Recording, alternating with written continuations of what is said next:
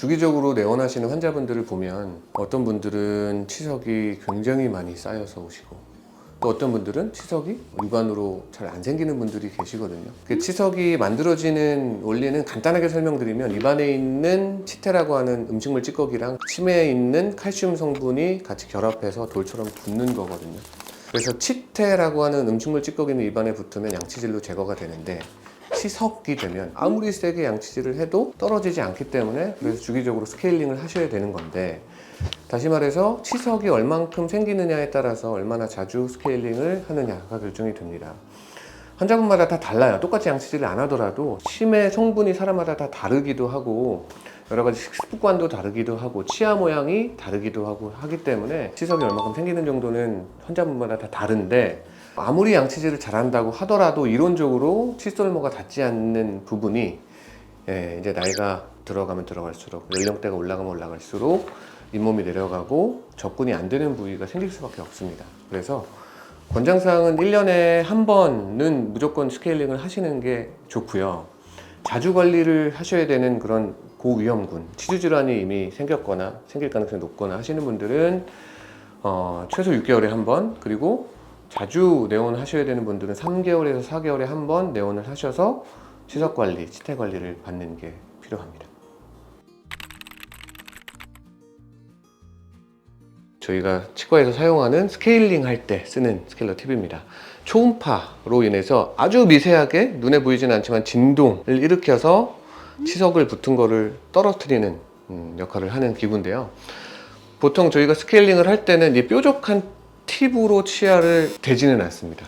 그 옆면에 있는 면을 이용해서 스케일링을 하기 때문에, 예를 들어서 이 뾰족한 걸로 치아를 대고서 10분, 20분, 1시간, 2시간 이렇게 되게 되면 당연히 구멍이 생기고, 왜냐면 물이 계속 돌을 부딪히게 되는 계곡에서 보면 물이 바위를 파이게 만들듯이, 당연히 이 초음파 세척기도 치아에 계속 되게 되면 파일 수 있겠죠. 우리가 스케일러 팁을 사용할 때 우리가 어떻게 사용하냐면, 면으로 우리가 클리닝을 하기 때문에 그런 경우에는 치아에 손상을 주지 않습니다.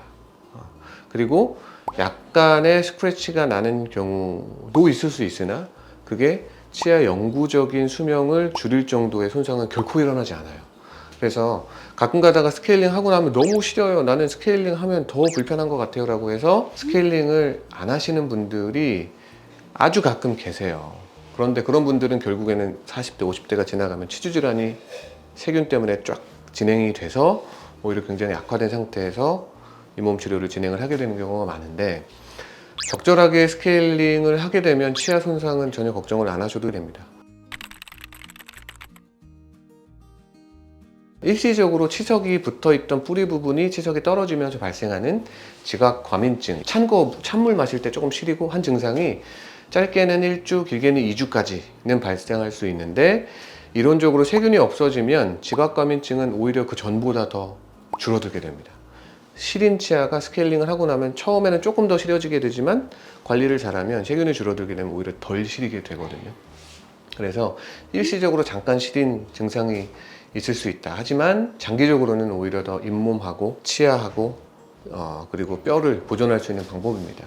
치아가 조금이라도 상처가 나는 거를 내가 두려워해서 세균을 입안에 달고 있어서 발생하는 훨씬 큰 유해한 것들이 있기 때문에 당연히 스케일링은 하셔야 됩니다. 치석 관리를 주기적으로 하신 분들은 잇몸에 염증이 많이 안 생기지만, 오래간만에 치과에 오게 되면 입안에 치석도 많고 세균도 많이 붙어 있게 되거든요. 치석이 안 좋은 게, 치석 자체로도 안 좋은 세균의 역할들이 있지만, 치석이 생기면 치아보다 훨씬 더 세균들이 잘 붙을 수 있는 매개체 역할을 하게 됩니다.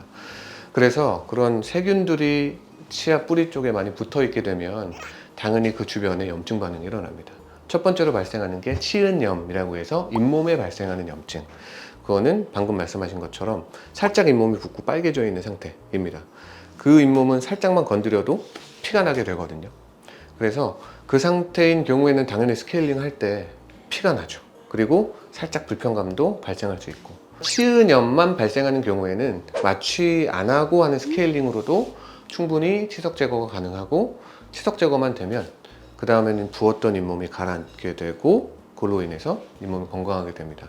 단 잇몸 안쪽 뿌리 쪽에 있는 치석들이 있는 경우에는 걔네들까지 깨끗하게 청소를 하려면 잇몸 안쪽까지 이 스케일러 TV 접근을 해야 되기 때문에, 또 잇몸에 쓰는 큐렛이라고 하는 여러 가지 기구들이 있거든요. 그런 잇몸 치료를 할 때 쓰는 기구들을 접근을 시켜야 되는데, 그러려면 마취가 필요합니다. 그래서 잇몸 치료의 첫 번째 단계는 마취를 안 하고 치석 제거를 하는 스케일링이 첫 번째 단계고요.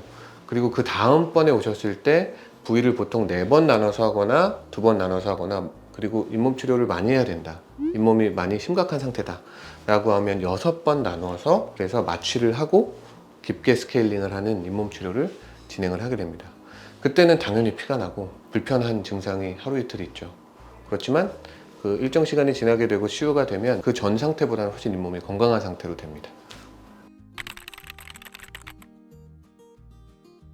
스케일링을 하면서 같이 시행하는 게, 보통 치아에 붙어있는 여러 가지 착색 물질들, 자체적으로 변색된 부분은 우리가 닦아낼 수는 없지만 커피나 여러 가지 녹차류 또는 이제 흡연을 많이 하시는 분들은 니코틴 같은 것들이 많이 붙어 있는데, 그런 부분들도 저희가 퍼미스라고 하는 걸로 잘 닦아드려요. 그래서 그 부분을 닦게 되면 미백한 효과처럼 치아가 겉에 있는 걸 걷어내니까 좀 하얘지죠. 미백은 과산화수소수 부분을 활용을 해서 우리가 치아 자체적인 부분을 하얗게 표백시키는 걸 미백이라고 하고, 스케일링을 하면서 이제 미백 효과를 보는 거는 겉에 있는 부분을 닦아내는 거죠. 세차하시는 것처럼.